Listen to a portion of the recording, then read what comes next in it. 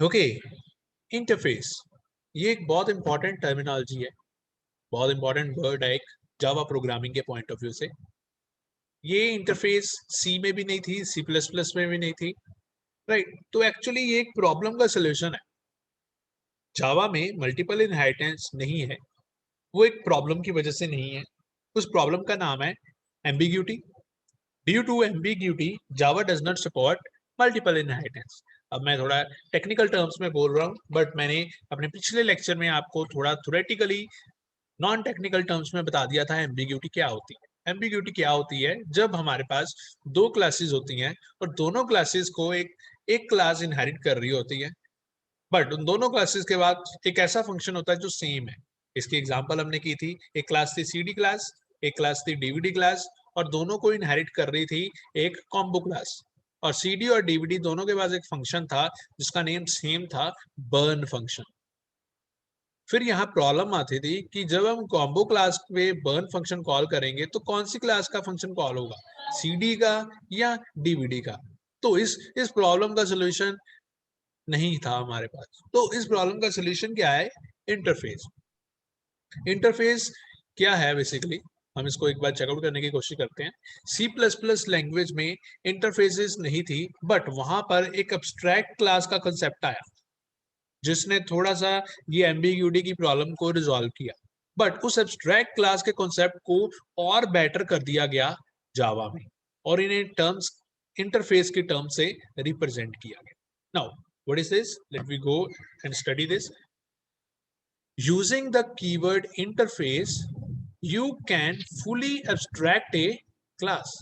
तो कहते हैं कि जब हम इंटरफेस कीवर्ड यूज करते हैं किसी के सामने, तो वो क्लास क्या है, फुली एब्स्ट्रैक्ट हो जाती है। इंटरफेस फ्रॉम इट्स इम्प्लीमेंटेशन, तो एक्चुअली वो ये पूरी डेफिनेशन होगी, you can fully abstract a class interface from its implementation. तो actually that is, using interface you can specify what a class must do, but not how it does it. Interface are syntactically similar to classes, but they lack instance variable and their methods are declared without any body.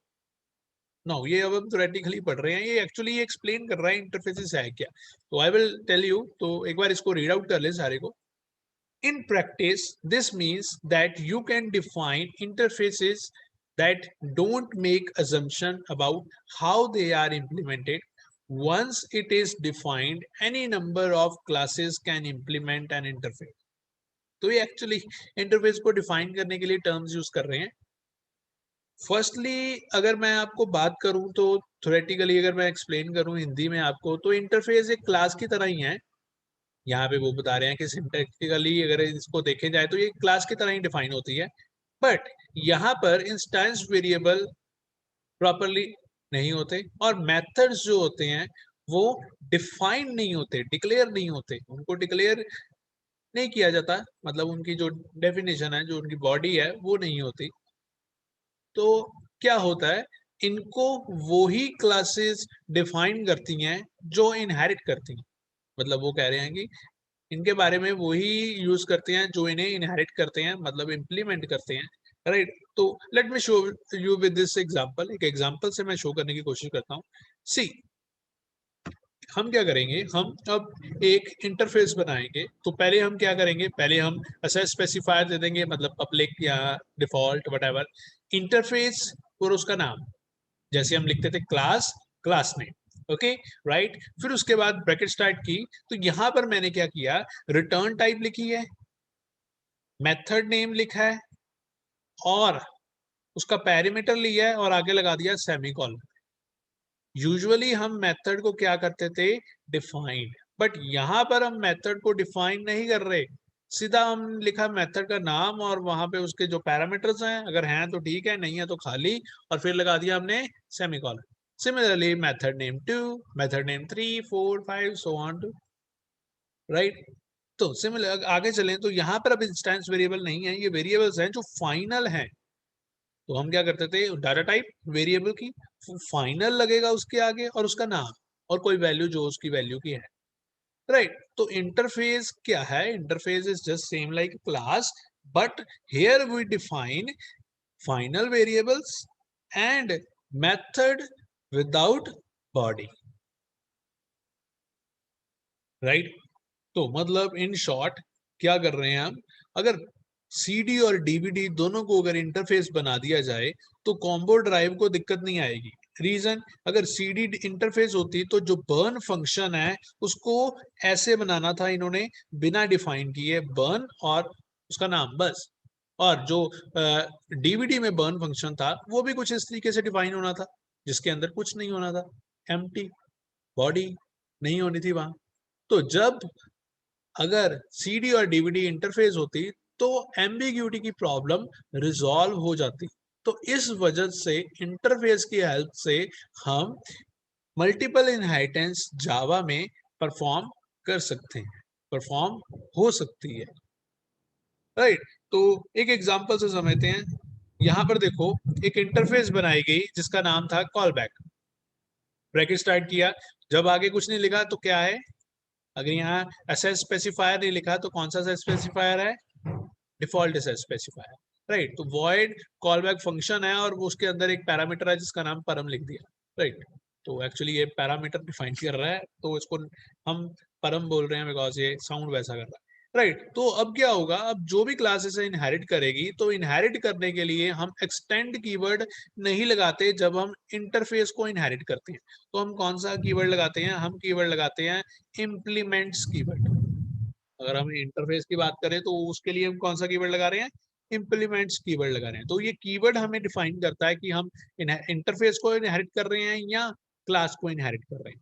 मतलब अगर हमने यहाँ पे जैसे किसी के साथ लिखा जैसे क्लास ए एक्सटेंड बी, तो मतलब क्या हो रहा है, क्लास एक्सटेंड हो रही है। अगर मैंने लिखा है क्लास ए इम्प्लीमेंट्स बी, तो हमें पता लग जाता है जो बी है वो क्या है, इंटरफेस है, तो वो इंटरफेस इनहेरिट हो रही है।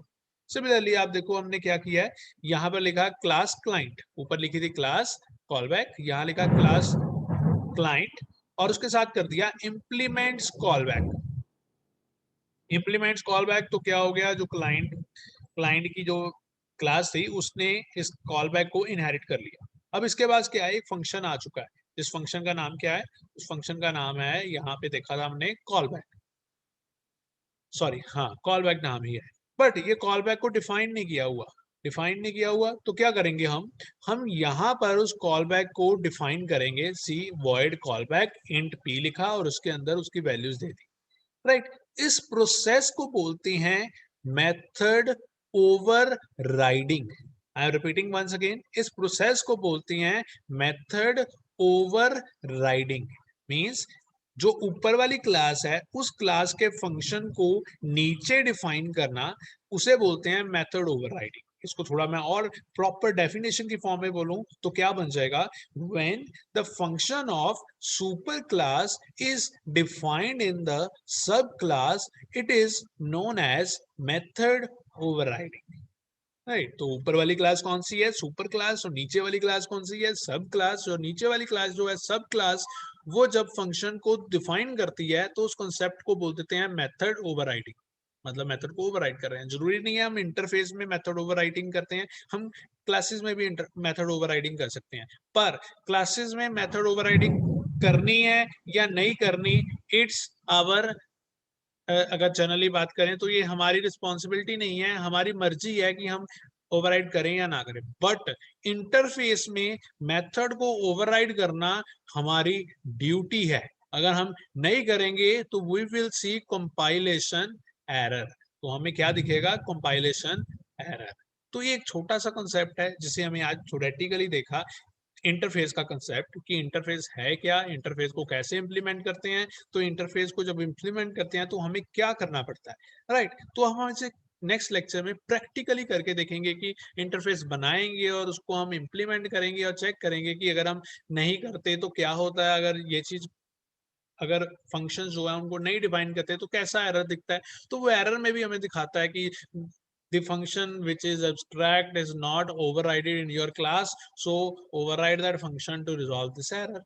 तो कुछ इस तरीके से दिखाता है, we will see that। But अभी के लिए हमने ये कंसेप्ट को समझा है, तो आई होप आपको ये कंसेप्ट समझ आ गया होगा।